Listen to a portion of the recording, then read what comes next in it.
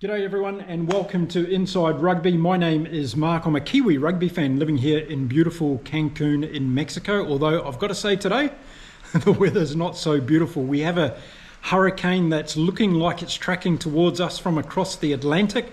It's a few days away, but before that arrives, we've got lots of rain. It's very windy and I'm just unable to get out into my favourite park today, so you're going to have to put up with me sitting here. But let's get into the show. We've got plenty of rugby viewers from all across the world watching Inside Rugby with Mark now, which is fantastic to see. And I say hello and good morning to those fans that are sitting in Lima in Peru. Yes, we've got some audience members down there, as we have in Hong Kong and Singapore. So Asia is well represented. Plenty of bros back in New Zealand. So g'day to all of my mates back there. And we have viewers also in Washington State in the United States, and rugby fans also in Saskatchewan in Canada. Yes, of course, Canada's really getting behind the sport of rugby, and that's great to see. So there you go. My passion is to try and get as many people around the world connected to the great game of rugby. That's all the reason I'm doing this channel and just sharing my passion for the game. So let's get into it and talk about today's topic.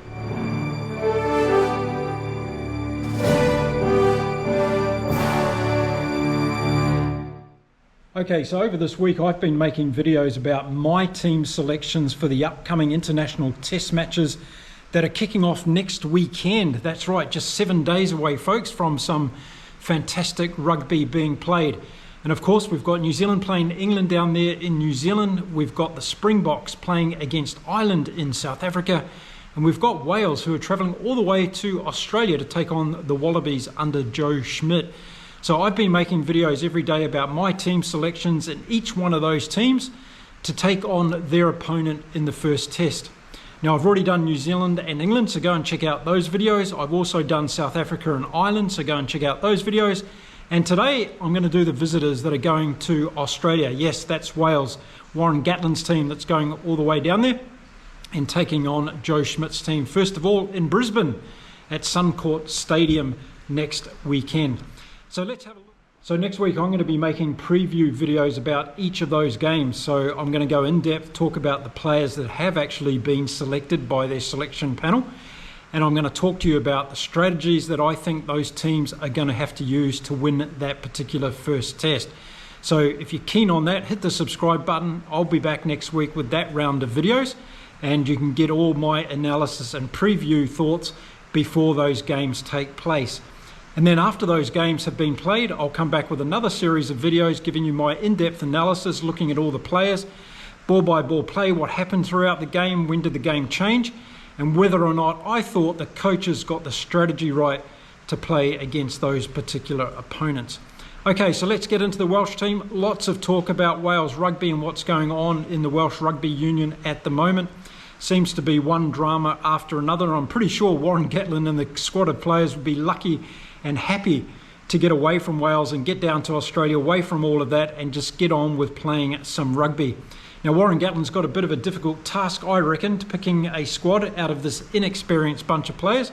But I think this is also a very, very good tour for Wales to get out of the UK and Europe and to get down under and play some rugby away from home and give these young players a lot of experience. Now, I know Warren Gatland's lost 7 games in a row with this team, but I think that he just needs to be given a bit more time.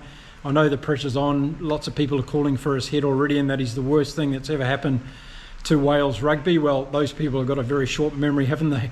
But let's see what he can do in Australia and give him the benefit of the doubt and see whether he can give some of these players the experience they need to be able to step up to the next level.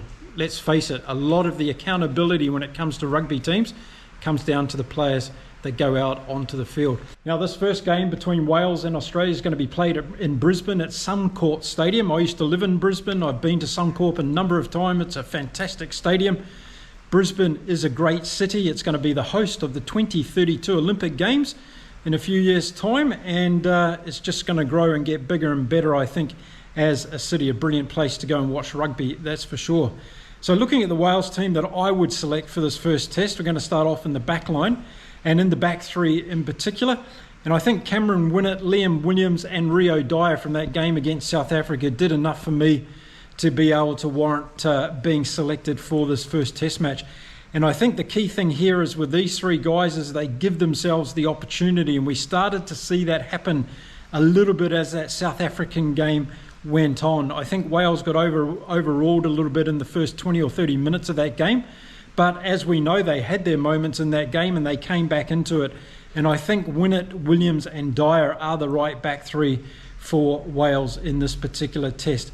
I think Warren Gatland needs to go for a bit of experience. As I said, he's got a lot of young guys. I think them just going along with the squad, getting some international experience, being around the group of elder players, although this is a pretty young Wales team, I think is going to do them with a world of good. So don't expect a lot of the new guys to be punching out in that first test against Wales. I think Gatland needs to go with a team that has as much experience as he possibly can get, because I think a win is going to do a lot for this Welsh team in terms of their motivation and their momentum going forward.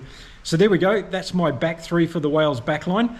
Then moving into the centres, I'm going to swap Mason Grady around here. We played at 12 last time. I think he needs to be in at 13.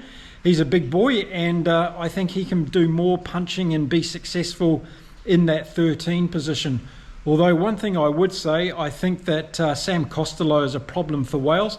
And I think with Grady playing at 12, he doesn't get the service that he deserves from Sam Costello on many occasions. So that would be my criticism of Sam Costello in that particular position. And then inside Grady at number 12, I would go for Nick Tompkins. I think his experience is going to be important. And I think with him being inside Grady, it's going to allow Grady to be able to be a little bit more effective in that centre position. So I'm picking Tompkin to be the inside centre. And then moving inside, I've just mentioned him, number 10, Sam Costello is going to get picked from Warren Gatland. He likes the guy for some reason. I'm not a fan of Costello at all. For me, he's a little bit like Ross Burners in the Leinster setup. I think he's somebody that's in there because they haven't got a lot of depth, and he's probably the best of the worst bunch of number 10s. But I think Wales need to find another solution to their number 10 problem, and I am calling Sam Costello a problem. I just don't think he's got that right level at international rugby for Wales to be winning test matches against the best teams in the world. They need a number 10 that's at that level. But I'm going to pick him for this game because I don't see many other alternatives than Sam Costello. And then at number 9, I think it's going to be Davies starting off for Wales at halfback. I think Bevan played okay against the Springboks, but I think the experience of Davies, particularly in this first test match against the Australian Wallabies, is going to be important. So I'm going to put him in there at number 9. So there you go. That's my starting backline for the Welsh in the first test against Australia. Okay, so now we're talking about the substitute backs. I think it's going to be a 5-3 split for Wales in this game against the Wallabies. And I would put in there Hardy as the halfback replacement. Watkin, who I think did a pretty good job against South Africa, but I think can make more of an impact coming off the bench. And then the last one in the back line, James. I think he's a big brute of a guy, and he could come on and make a difference in the back line as well. So there you go. That's my substitute backs for the Welsh first test team. We've got Hardy, we've got James, and we've got Watkin. Let me know what you think of that selection down in the comments. Now, I've got to say, out of the teams that I've selected so far this week for the other test matches, I found this Welsh team the most difficult to get a read on and to select the players that I think should play in this first test, because there is so much experimental work going on with this Welsh team. Now, I don't know what Warren Gatland's going to decide. All I'm doing today is putting together my selection of players that I think should play in that first test match. So please drop me your comments and let me know where you think I've gone wrong, and if I've got any right, that would be also interesting. Okay, let's get on to the forwards now and have a look at the forward pack that I would put starting this game. And we start off at number 8, and it's got to be Aaron Wainwright for me. I think he played exceptionally well last year. He played very good in the Six Nations, and if he brings back that kind of form to this Welsh pack, I think they can do a lot of damage, and I'm impressed with him at number 8. The flankers, a little bit of a difficult task. Raffle's got to be one of them for me. He's a really good player. Again, a player that had a great Six Nations, I thought, and played really, really well. He's great at the breakdown. He can get a lot of ball for this Welsh team, and he's got to be able to go as long as he can in this game. On the other flank, I've got more of a doubt over this one. It's Plumtree. I know that Gatland's sticking with him as well. I'm not super convinced, even though he spent some of his life in New Zealand. That doesn't give him a ticket to success, of course. But I'm going to start Plumtree in this game and just see how he would go. Moving on into the locking position. Obviously a big position here to be filled, and I'm putting Dafford Jenkins in there. I think he did a great, admirable job for Wales during the Six Nations. Despite his young age and experience, I think he handled himself very well. He's a good player who's only going to get better, and I think giving him opportunities in test matches away from home on the other side of the world is going to do his game wonders. So then the other lock, and it's got to be Screech for me starting this game. I think he did well against South Africa. He grew into the game, and I think he's got to be given another opportunity. And again, another player that I think can prosper from playing in these games against other nations away from home, way down there in Australia. So Screech is going to be the other lock for me. And then we move into the front row, and again, inexperience, a lot of inexperience around here for Wales. Dowie Lake, for me, has to be the hooker and the captain of this team. I think he did extraordinarily well against South Africa in a losing team. He played a great game in that game, and I think he's only going to get better and better as a player. And then looking at the props for me, another difficult choice here as far as selections, and you've probably got some other options out there, but I'm going to put Lewis to start this game on one side and Domachowski to start on the other side, and I think that's the way that Gatland's going to go. Just my gut feel on that one.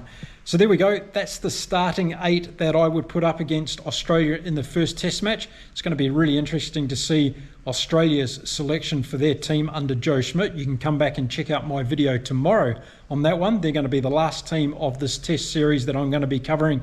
So there we go. Now we're talking about the replacement forwards that we'd have in this first test for Wales, and I would go with Lloyd, Matthias and Thomas. That would be the front row selection. Then I'd have Carter on the bench. Ben Carter, I think he's a young player. It's got a lot of good potential for Wales. And then Shinunza, who would come on as well. Big guy who can cause a lot of damage and cover those back row positions for the Welsh team. So there you go. That's my 5 selections for the bench to come on for Wales in the first test match. Again, these videos I'm making at the moment are just selections that I've come up with for these first test matches. I will be back next week with in-depth preview videos for each of the games in these amazing test matches that we've got kicking off next weekend. But for now, let me know in the comments what you think of this Welsh selection that I've put forward. Are there any other players within that bigger squad that's gone to Australia that you would throw in there to give them either experience, or someone who's got a little bit more experience that you have in there for some of those players?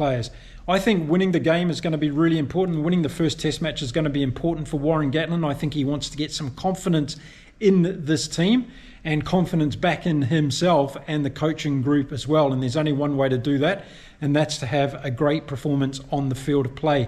So I think that's something that's going to be very much at the forefront of Warren Gatland's mind as he makes the selection for his first test team next week. Now, I'm going to be back tomorrow with a video with the Australian team that I would pick for that first test match in Brisbane next weekend. So make sure you stick around for that. If you haven't already subscribed to the channel, please do so. It's free, helps me out a lot, and I know a lot of you watch my channel and haven't yet hit that subscribe button.